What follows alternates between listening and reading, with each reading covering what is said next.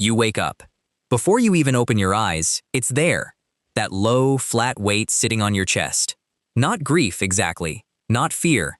Just a kind of heaviness that doesn't have a clear reason, which somehow makes it worse. You reach for your phone. Scroll. The heaviness doesn't lift. You get up, make coffee, start the day, and carry it with you. Most people reading this know exactly what that feels like. Most people reading this have their own word for it. Anxiety, burnout, depression, a low-grade, indefinable sense that something is wrong, even when nothing specific is wrong. These words feel as natural as breathing. They feel like facts about being human. They are not facts about being human. Deep in the Brazilian Amazon, along the banks of the Immediacy River, there is a small indigenous group called the Pirahã. Roughly 400 people. They hunt, fish, gather, sleep in hammocks under the trees, and live in a way that would register to most outsiders as extreme poverty. No writing system, no number words past 2, no creation myths, no calendar, no stored food, no property inheritance.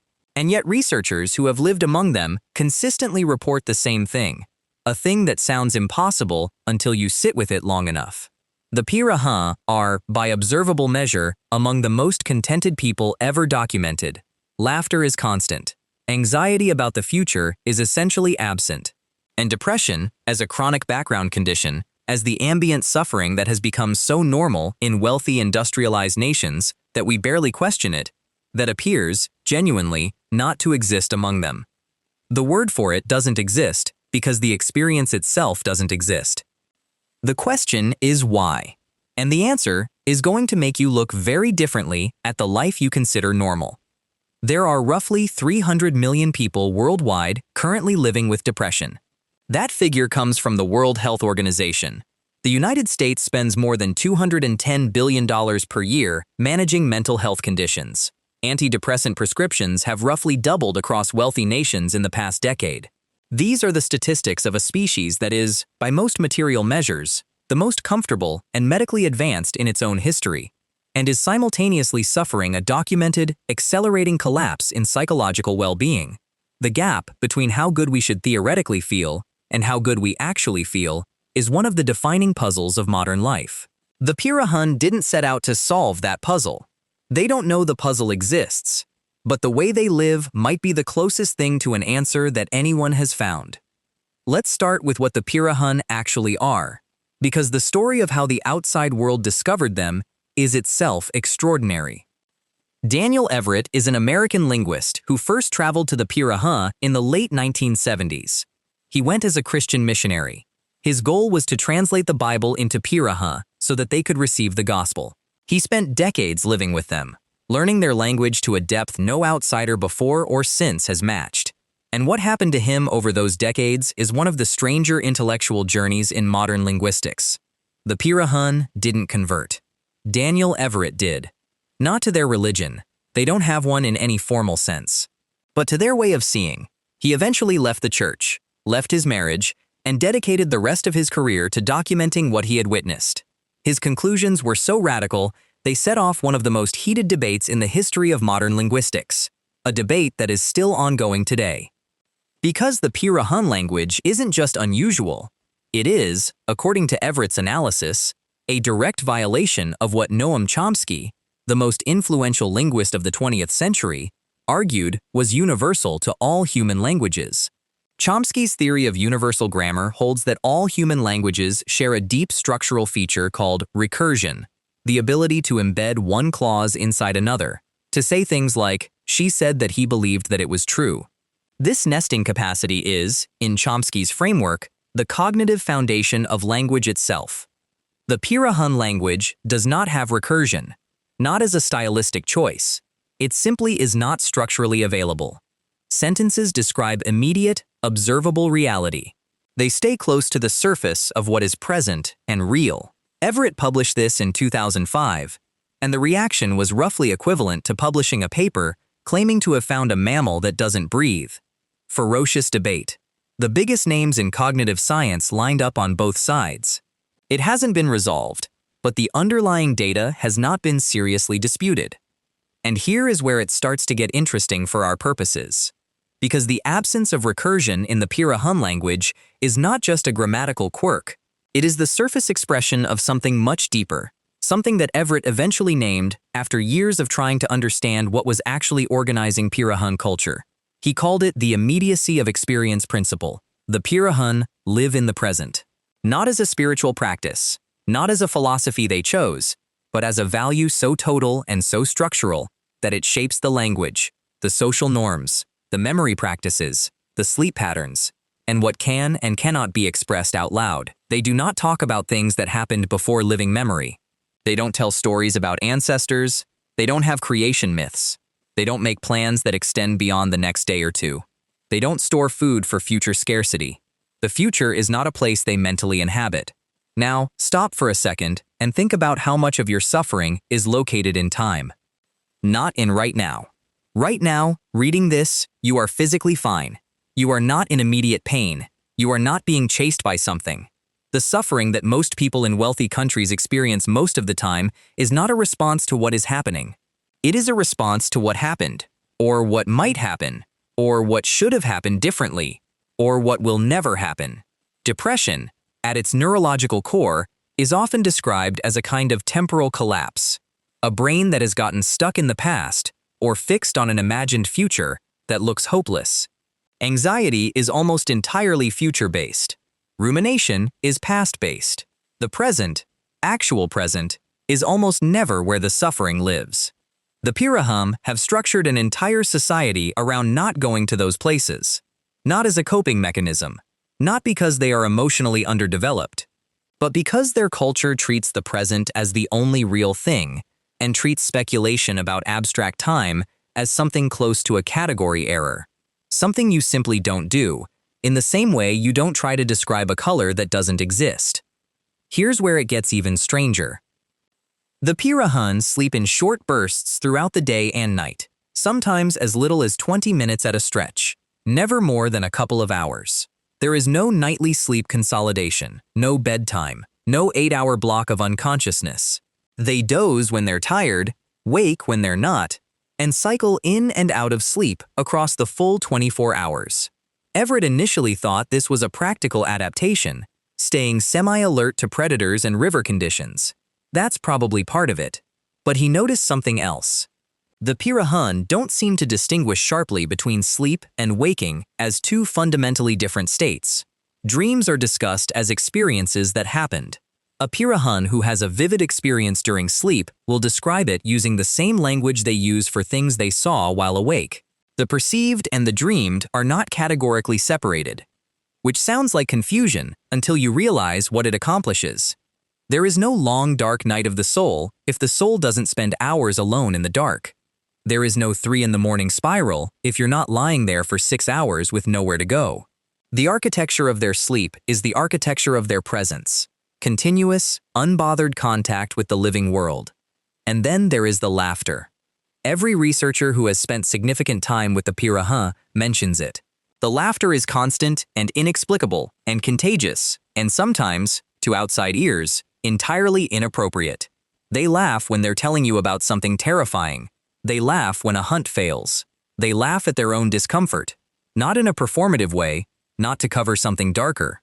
It reads, "To people who spend enough time with them, as simply a people who find the world genuinely funny, who encounter life as entertainment, rather than as a series of problems requiring management."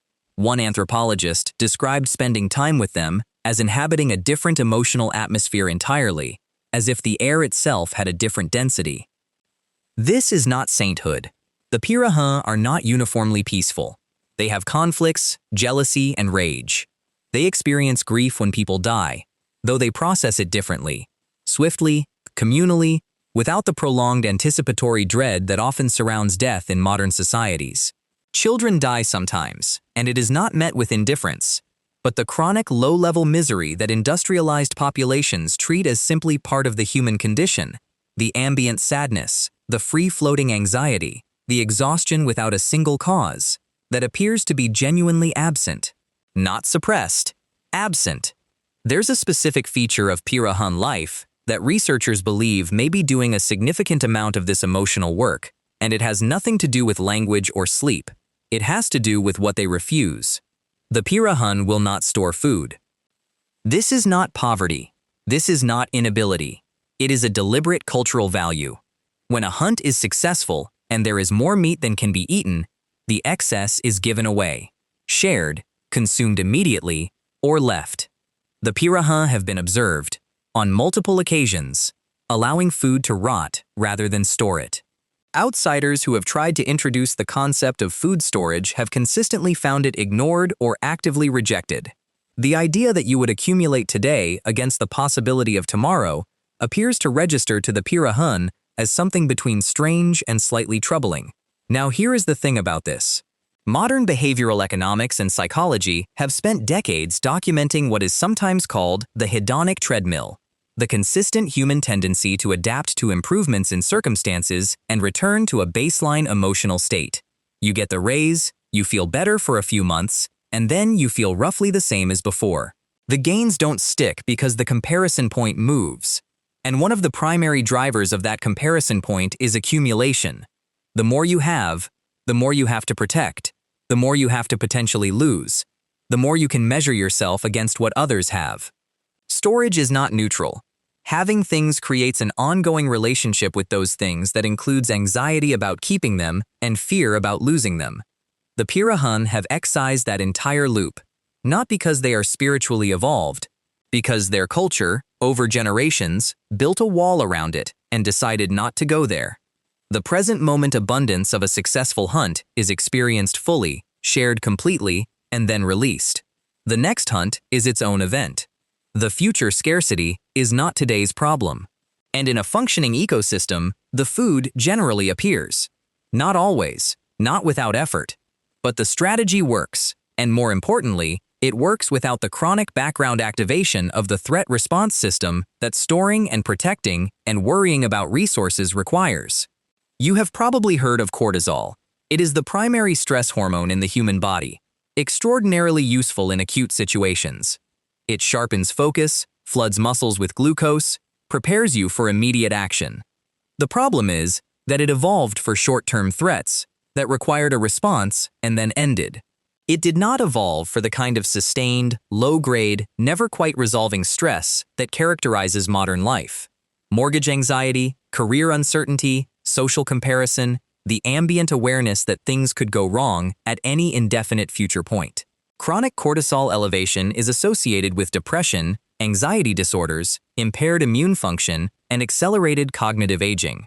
We are running a stress response that was designed for a lion and using it for a spreadsheet. The Pirahã appear to have built, inadvertently and over countless generations, a way of life that keeps the cortisol system quiet. Not by eliminating real danger, the Amazon is not safe, but by refusing to activate the threat response preemptively, by staying present to what is rather than anxious about what might be, by not carrying tomorrow's problems into today. This brings us to the part that makes some researchers genuinely uncomfortable, because the natural follow-up question is, if the Pirahã way of life produces this kind of psychological well-being, shouldn't we learn from it? And in certain circles, the answer is yes. Mindfulness-based cognitive therapy, one of the most evidence-backed treatments for recurrent depression, is built around present moment awareness. Acceptance and commitment therapy works by reducing the power of cognitive time travel, rumination about the past, catastrophizing about the future. These are the hottest tools in modern mental health. The Pirahã have not read these papers. They simply live in a way that makes the problem those papers are trying to solve essentially impossible to have. And here is the uncomfortable part. The Pirahã are not thriving because they are primitive. They made, culturally, a set of choices that we didn't, and the choices we made have costs we are only now beginning to measure. There's a concept in anthropology called the weird problem. Weird stands for Western, educated, industrialized, rich, and democratic. And the problem is that the overwhelming majority of psychological research has been conducted on weird populations, mostly American undergraduates, cultures so similar to each other that their differences are essentially noise. For decades, this research was presented as findings about human nature, about what people universally feel, universally want, universally suffer from. The weird problem named by psychologists Joseph Henrich, Stephen Heine, and Ara Norenzayan in a 2010 paper, is that weird people are not representative. They are statistical outliers, high in individualism, low in social embeddedness, highly future-oriented, deeply uncomfortable with uncertainty, and we built the entire science of human psychology on them. The Pirahã are outside that frame entirely, which means that what we call the human condition, the inevitable background suffering, the depression that touches roughly 1 in 5 people in wealthy nations across a lifetime, may not be the human condition at all. It may be a weird condition, a condition specific to a particular cultural configuration that we built and that we could, theoretically, build differently. Now, there is a version of this story that turns into a romantic fantasy, and it's worth naming clearly so we can put it down. The Pirahã live in the Amazon. People die younger than they would with access to modern medicine. Children die from infections that a course of antibiotics would stop. Mortality is real and near and physical in a way that most people reading this have the privilege of not experiencing daily. Nobody sensible is arguing that you should move to the Meitzi River and give up your health insurance. The Pirahã are not a blueprint. They are a window. And what the window shows is a gap. A gap between what human psychological experience looks like when a culture is organized around presence, sharing, embeddedness, and immediate experience, and what it looks like when a culture is organized around accumulation, future orientation, individualism, and the management of abstract risk. That gap is measurable. It shows up in antidepressant prescription rates. It shows up in loneliness statistics. It shows up in what sociologists call deaths of despair, overdose, suicide, alcoholism, clustered in exactly the populations most thoroughly exposed to the modern configuration. The web of embedded relationships, the communal sharing, the present moment engagement, the lack of a permanent anxious self at the center of everything. These were not obstacles to human flourishing that modernity mercifully removed. They may have been the architecture of it. Daniel Everett has been asked, more times than he can count, what living with the Pirahã taught him. His answer changes in the wording, but not in the substance. They are the happiest people he has ever encountered, not despite their material circumstances, not in some transcendent, spiritual bypass way that ignores real suffering, but in the plain, observable, day-to-day sense that they engage with life as if it is intrinsically interesting, and they do not carry the weight of an interior world that is at war with the exterior one. Here's the part nobody expects. The Pirahã are not interested in you. Not specifically you, anyone outside. When missionaries have tried to share their worldviews, the response has typically been polite incomprehension, followed by a return to whatever they were doing before. They do not feel the pull toward the outside world. They don't experience what we might call FOMO. They don't look at photographs of cities and feel the particular modern ache of wanting to be somewhere else. The comparison that drives so much of modern unhappiness, the sense that somewhere else, someone else is living better, that comparison does not arise or does not stick. Not because they are cognitively unable to imagine alternatives, because their entire cultural system provides no foothold for the idea that alternatives are relevant. You compare yourself to the people around you, doing what the people around you do, and those people are also not comparing themselves to a world they've never seen and aren't thinking about. The philosopher Byung-Chul Han has argued that the defining pathology of contemporary society is not repression but excess. Too much positivity, too much possibility, too many options. The modern psyche, he argues, is exhausted not by what is forbidden, but by what is demanded. By the relentless tyranny of could. You could be doing more. You could be earning more. You could be more present, more optimized, more enlightened. And the gap between where you are and where you could be is experienced as personal failure. He calls this burnout society. He didn't know the Pirahã when he wrote it, but he described, in abstract philosophical terms, exactly the inverse of how they live. The Pirahã do not experience the tyranny of could. Their world does not present itself as a series of optimizable outcomes. They live inside the actual, not the possible. And the actual, fish in the river, fruit in the forest, people around the fire, turns out to be enough, not because it is abundant, because it is present. There is one final thing worth saying about the Pirahã. and it is the thing that tends to sit with people the longest.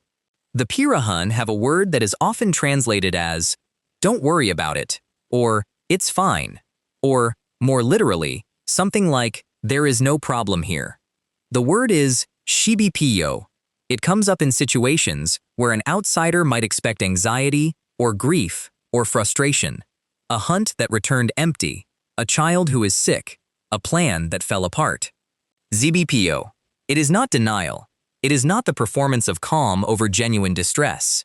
Researchers describe it as something more like a genuine, enacted release, a cultural mechanism for returning, quickly, to the present, and refusing to let the unavoidable bad things compound into a story about how things always go wrong and always will. It is the most efficient anti-rumination tool any culture has ever invented, and it exists in a community of 400 people in the Amazon who have never heard of cognitive behavioral therapy. We have built an entire civilization. We have cured diseases that wiped out half of medieval Europe. We have put machines on other planets and connected the entire human species through invisible signals in the air. We have done all of this while also, quietly, dismantling the psychological architecture that kept us okay. The presence, the embeddedness, the sharing, the refusal to live anywhere but here. The Pirahã didn't lose that. They kept it.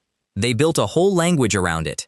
And on the banks of the Immediacy River, 400 people laugh a lot and sleep in short bursts, and eat what the forest gives them today, and do not have a word for the thing that is quietly destroying us. Next time that low, flat weight is sitting on your chest in the morning, it might be worth asking which part of it is located in the actual present, right now, this moment, and which part of it lives somewhere else entirely. In a yesterday you can't change, in a tomorrow that hasn't arrived, in a story about yourself that you've been telling for so long you've forgotten you're the one telling it. Xibipíío.